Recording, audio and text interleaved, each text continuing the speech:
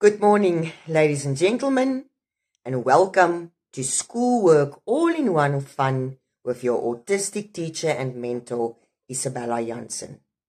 Now, as I always advocate to my learners, we cannot grow academically and in the quality of our life if we do not balance it out with our mental well-being.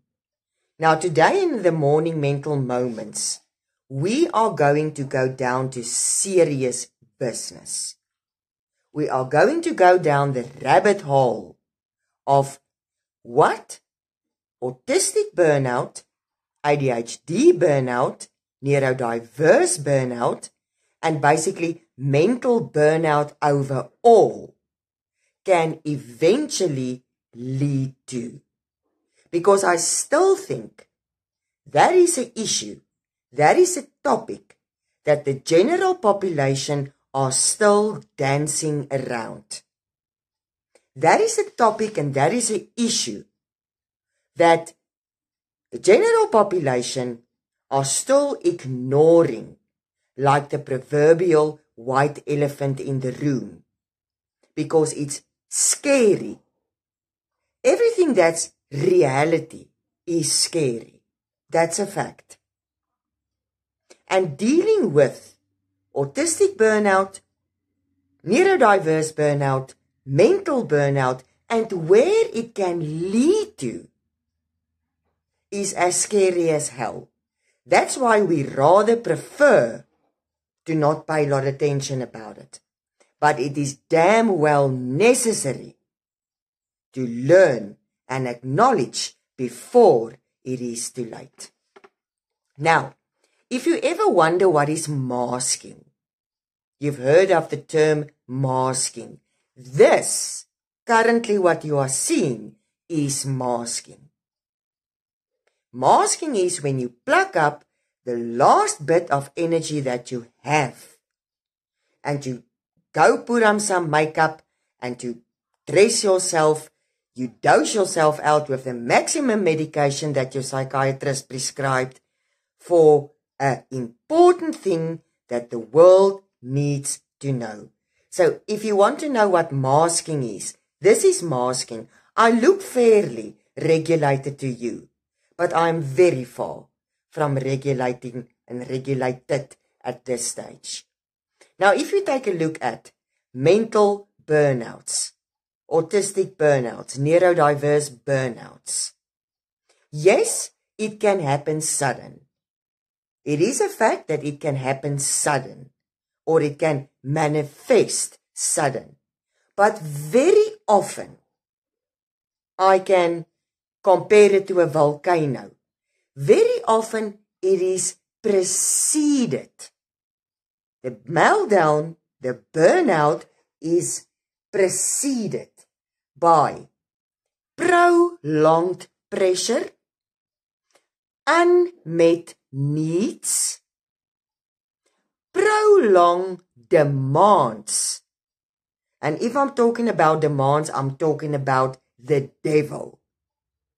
Prolonged masking, and those things are quietly, and I want to stress the word quietly, building up inside of a neurodiverse person or a person with a mental disorder until one day it erupts like a volcano. And I believe that's why it seems like a burnout appears suddenly, whilst it's normally, or in my experience, preceded by prolonged triggers and stressors that was left acknowledged and left untreated. Now the next question is, how long does autistic burnout, neurodiverse burnout, mental burnout take? The bottom line, from my experience and from people that I know, the bottom line remains, there is no timeline. It varies from individual to individual. It varies from the symptoms, it varies from the circumstances, it varies from the support given, and it varies from strategies to treat the burnout. So we cannot put a time limit on a mental or an autistic burnout. It can take up to 3 weeks, it can take up to 3 months, it can take up to a year, and believe me, this is reality. Some people just never fully recover from neurodiverse burnout. So there's no linear way in which we can conduct or compose a recipe, which we can say, this burnout takes so long, this burnout can take so long, this burnout can take so long. No, it doesn't work like that. Because it depends on various factors. And it depends on the level of understanding of the community or the people that surround you to acknowledge the fact that you are in burnout and that you need help. Now, how does typical burnout look per se? Now, burnout can manifest in the following symptoms, and you as neurotypicals or support systems out there need to pay attention to this. Number one, physical symptoms. You are in burnout. You experience a hell of a lot of physical symptoms, which starts with chronic fatigue and chronic pain. That no amount of painkillers, doesn't matter how high the schedule, can totally ease. If you are a neurotypical and you have a headache, you can go to the doctor's choice and take a Panado, and it will finally go away. No. Autistic burnouts, autistic meltdowns, mental burnouts and meltdowns has the intensity of the physical symptoms that can often not be tolerated by the body. And that can vary from severe headache, severe body ache, loss of energy, loss of appetite, back pain. Back pain is a very common one. Sleeplessness, the disturbance in sleeplessness. So there is a tight chest. That is something that I experience very often. And that doesn't mean there's something wrong with your lungs. Muscle soreness from top to toe.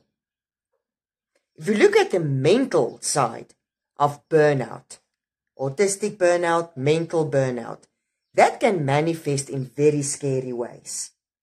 You can have a flash flood of anxiety attacks, of panic attacks, sleeping disorders. A lot of people manifest with sleeping disorders, nightmares, night awakenings, confusion, brain fog, being unrealistically scared of things that is considered ridiculous to the neurotypical community or to the general population. In my experience, I am now at day 70 since my trauma started, and I'm still scared of the daylight. The daylight still scares me. My phone still scares me. I can still not, after 70 days, use my phone if it's not on silent all the time. I can still not communicate. The amount of meltdowns and shutdowns that I get during a day is at least one. And this past 70 days, I can count on my 10 hands, my 10 fingers. Yeah, I wish I had 10 hands. My 10 fingers, where I was not plagued with severe anxiety, a meltdown or two, severe shutdown, crying uncontrollably. I cannot. That means I am in a distress state of burnout.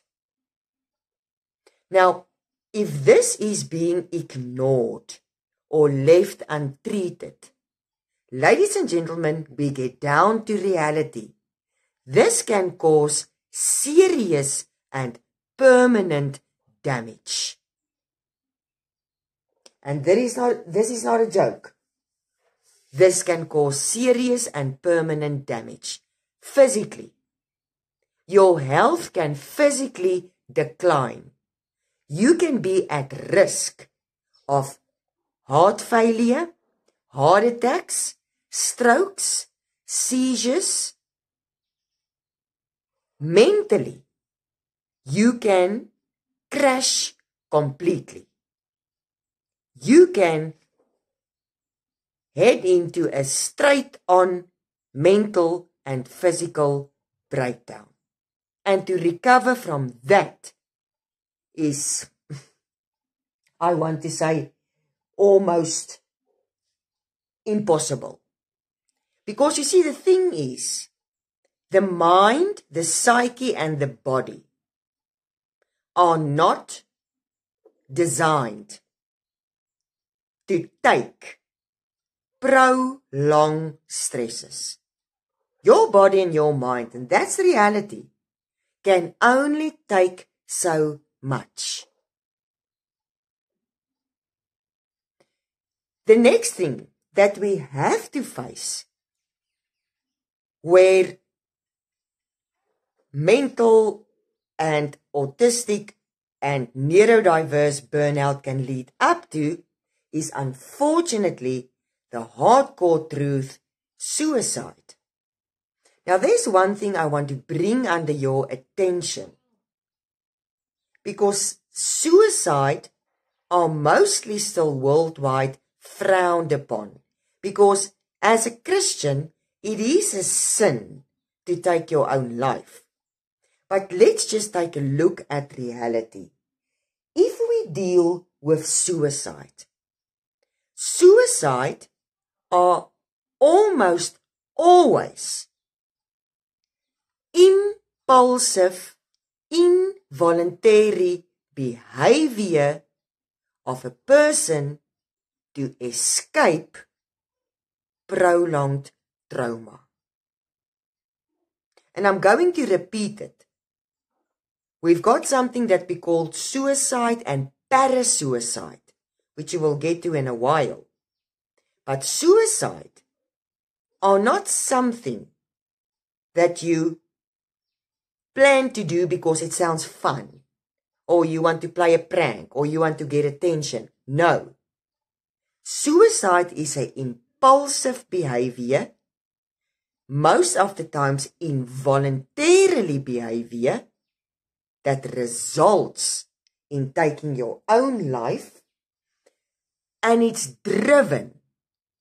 These impulsive behavior and these involuntary, unwilling behavior that causes suicide is driven.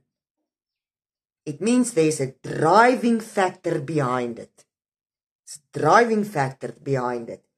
It's driven by overwhelming stressors. And that stressors can vary from individual to individual. Mental breakdowns, autistic breakdowns, neurodiverse breakdowns are highly individualistic. And if it's driven by constant overwhelmingness and fear and anxiety of specific stressors in your life, and it can be financial stressors, it can be demands, it can be isolation, bullying, harassment, it can be academical stressors, relationship stressors, family stressors. But suicide are driven by the fact that your body and your mind cannot take it anymore. And then we get what we call parasuicide. Now that is a term, parasuicide, which means the act, the behavior, does not have the intention to die. You do not have the intention to die. But it is a reckless behavior, again, driven by being in a burnout state, being overwhelmed with stressors beyond your control. And parasuicide is almost always a cry that the body of the person and the mind of a person is in distress. And ladies and gentlemen, if we are going to ignore these facts, because I know it is hard facts to face, it is hard to face, it is difficult to face, nothing good will come out of it. And now I want to get to the issue of PTSD. Now, studies have shown that there is a very big link between symptoms of post-traumatic stress disorder and autistic or neurodiverse burnout. Because you see, the neurodiverse brain processes and interprets and experience trauma in a much different way than a neurotypical brain does. And if your person that's already in a stage of burnout experience trauma, that can be a contributing factor for the burnout to be prolonged and to eventually lead up to one of the major causes.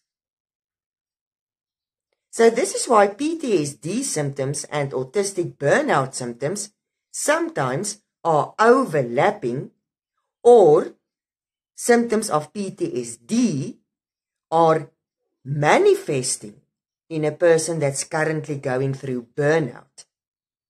And another thing I want to stress is, just as we cannot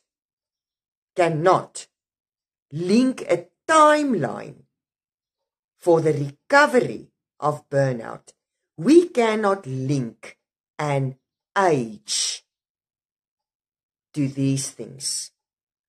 Yes, scientifically, and by studying literature, we can predict that if you are between this age and this age, you are mostly vulnerable, or this age or this age.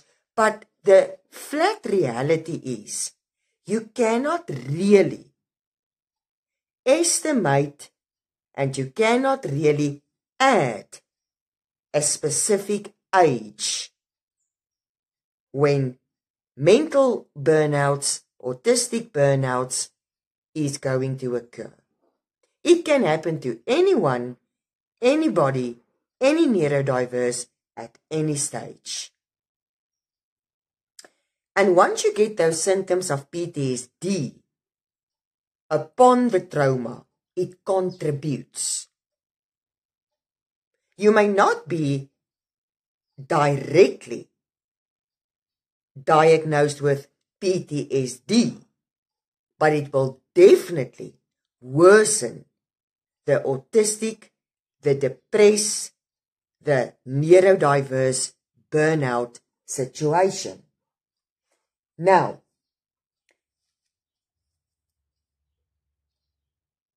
what can be done about it? That is a question that everybody asks. We know now, when you are in autistic burnout, that means you are already beyond your limit. You are already pushed into a place where your functions has been diminished. The quality of life has been diminished. The symptoms, both physically and mentally, has escalated beyond your control. So you are stuck with a capacity that's round about this big. And with no intervention, every day it shrinks. And we have just discussed where it can lead up to. Permanent damage, permanent health, physical and mental, illnesses and disorders, escaping behavior, impulsive behavior, suicide, parasuicide, and that's the reality. Now, it depends on, the recovery process depends highly on the following. Number one, the circumstances. The circumstances, especially the environmental circumstances. Your burnt out neurodiverse person or your person with a mental disorder finds him or herself. Secondly, the severity of the symptoms. Sometimes the symptoms can be manageable, but if the symptoms overshoots the capacity and becomes severe, the recovery process of burnout is going to be prolonged. Thirdly, the level of support. And I cannot stress that enough. The level of support. And now I'm specifically referring to my adults who find yourself in a mental or an autistic burnout. Adults, especially in lower economical developed countries, have very little to no support, which are suited for them. And we are going to discuss some support strategies in a few seconds. But if I'm referring to the level of support, I'm referring to the level of support tailored to your current autistic, ADHD, ADD person in your life. It's much more easier to support a child in burnout because you are more willing to adapt your tailor-made strategies of intervention than you are of adapting your tailor-made strategies of intervention to your adult. Because the neurotypical mind just works that way. An adult can fend for himself.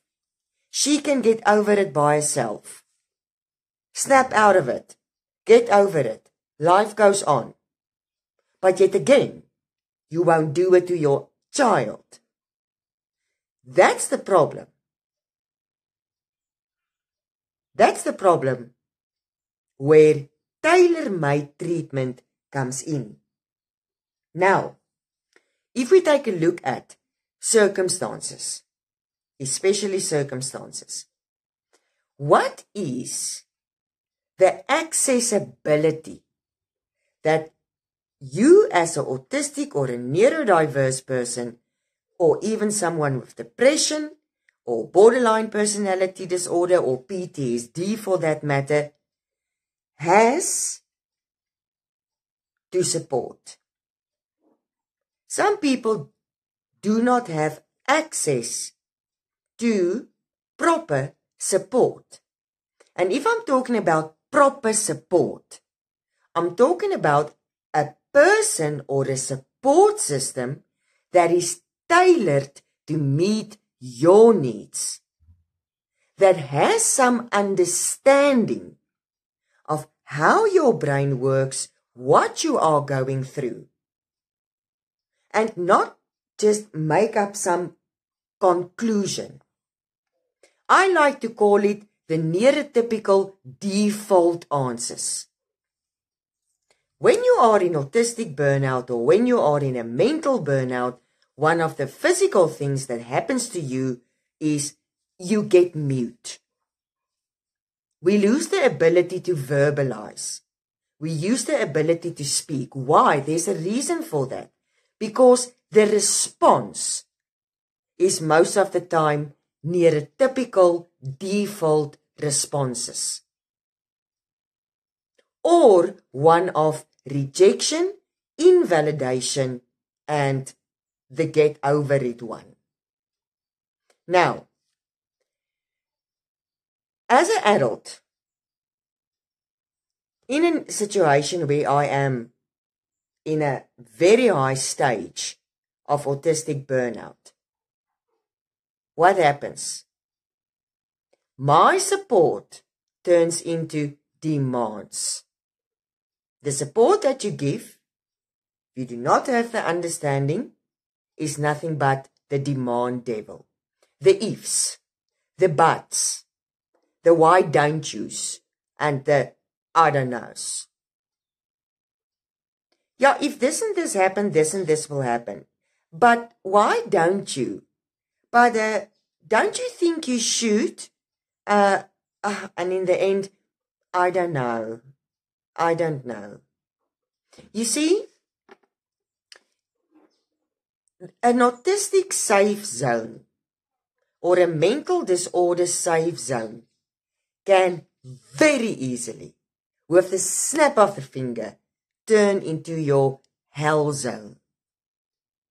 Because if you leave your partner, or your autistic adult, or teen, for that matter, alone, you go to work, you go to school, you go on about your business in your life, and your autistic person in distress is all alone, coping with anxiety attacks, day by day, hour by hour, minute by minute,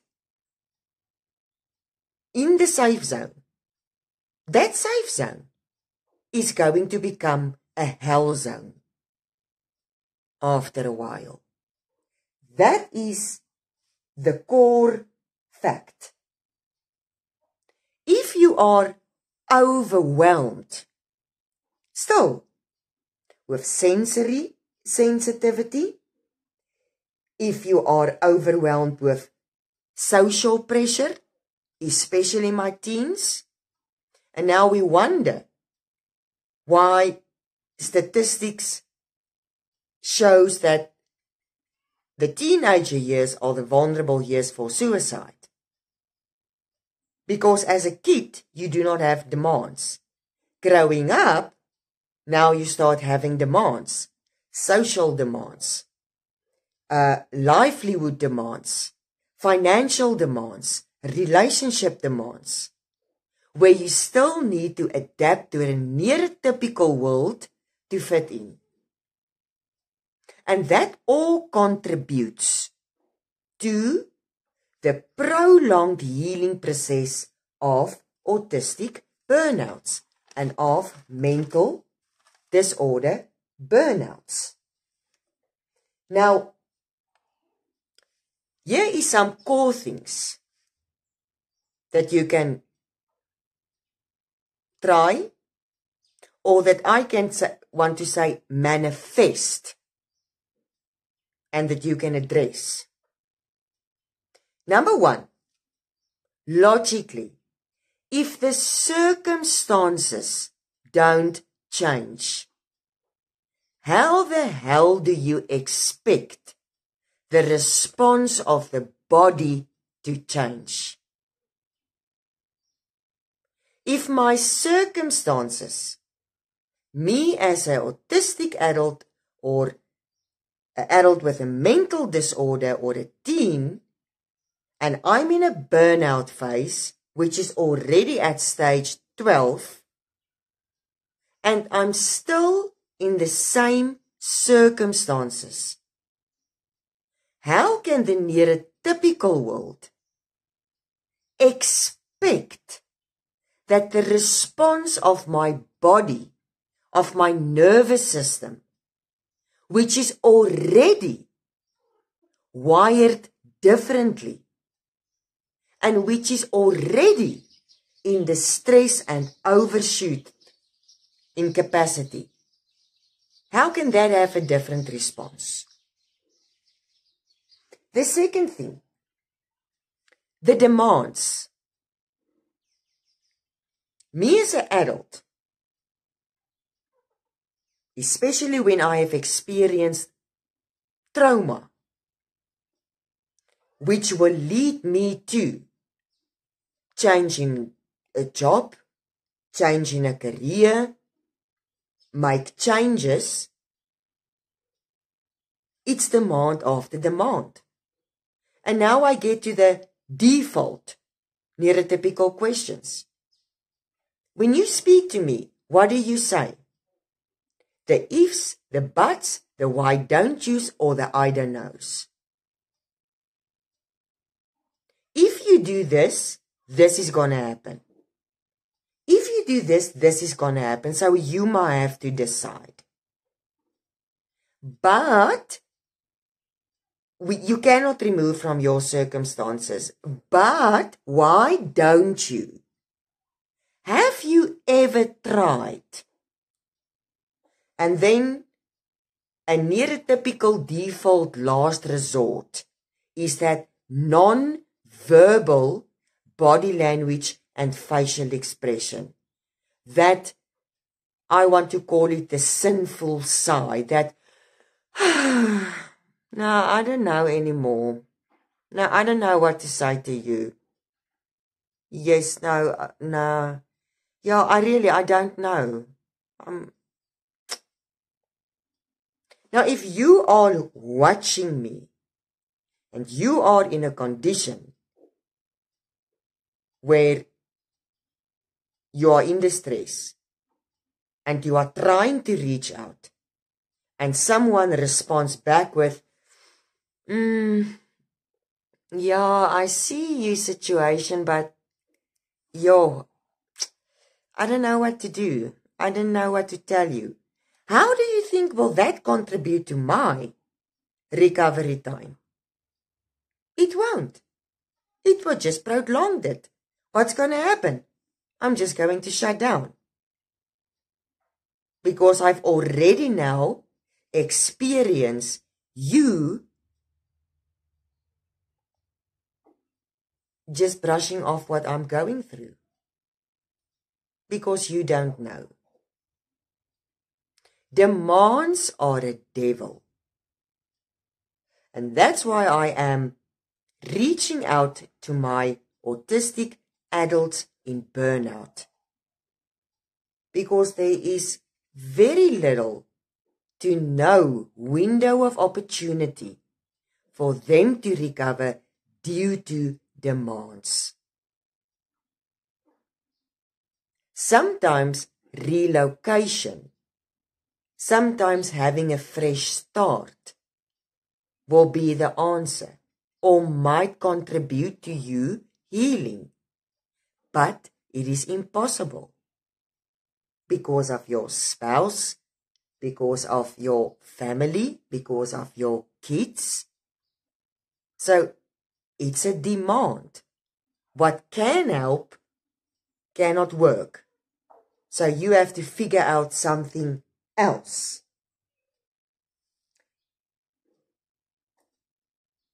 The other thing is to leave your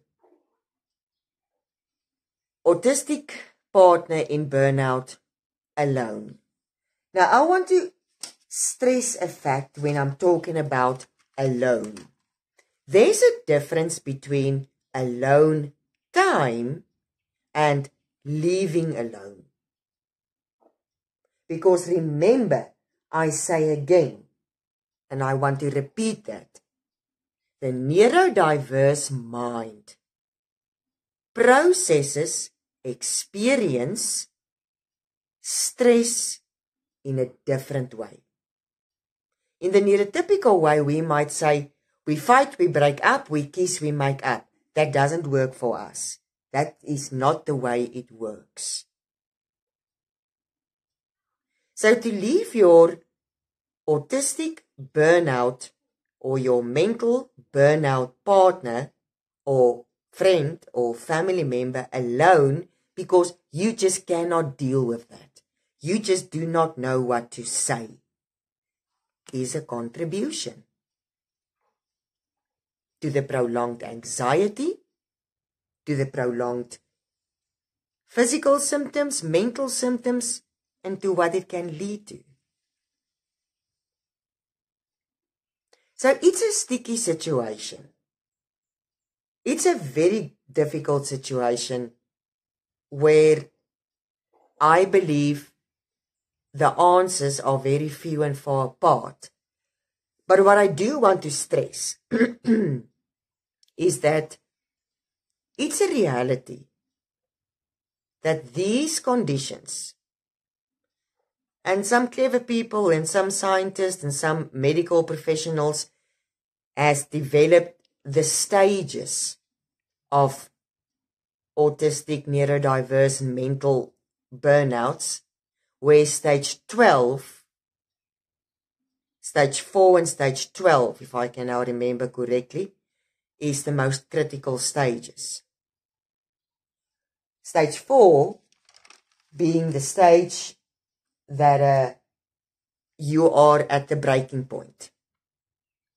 So if you are in burnout and you reach stage 4, that is where people can visibly see something is not, you are not okay.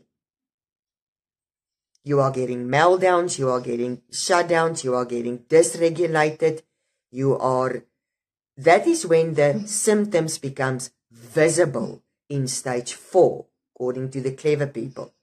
Stage 12, however, is where the person is suffering from severe emotional, cognitive, and behavior stressors.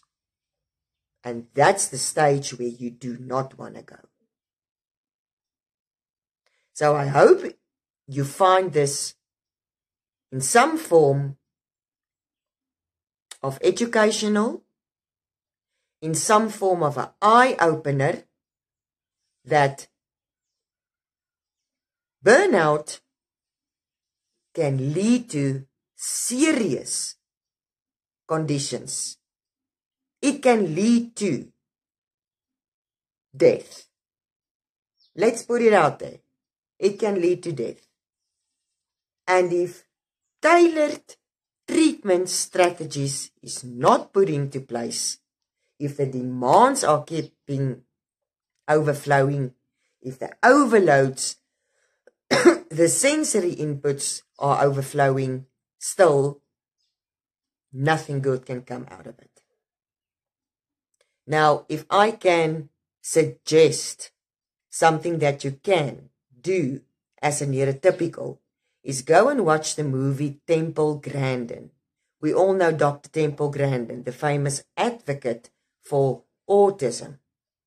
Because I believe from all the documentaries and movies, believe me, I've watched them all, on autism and neurodiverse people or neurodiverse conditions, Temple Grandin, the movie, are the most accurate. Can portray the most accurate of how it feels and what one can do. So ladies and gentlemen, I urge you, comment your questions in the comment box if you have. But do not be blind to the reality of what autistic and mental burnouts can ultimately lead to. And if you have someone in your life that you know, or after watching this, you became aware of someone in your life, do not pull back.